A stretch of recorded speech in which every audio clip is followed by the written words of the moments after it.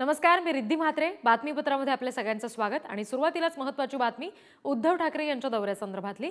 आज पालघरमध्ये उद्धव ठाकरे यांची तोफ धडाडणार आहे. भारती कांबळींच्या प्रचारासाठी बोईसरमध्ये उद्धव ठाकरेंची जाहीर सभा होणार आहे आणि या सभेची जय्यत तयारी पालघरमध्ये सुरू आहे.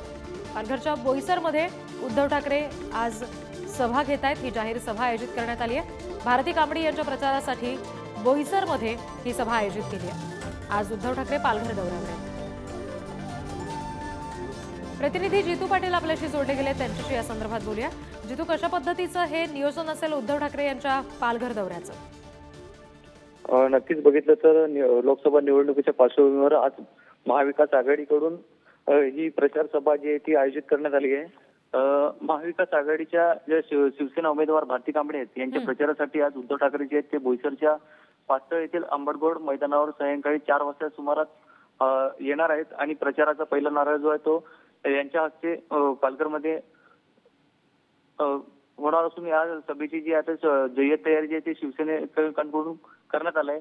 महाविकास आघाडी जी उमेदवार ज्या भारती कांबळे आहेत या निवडणूक लढवत आहेत.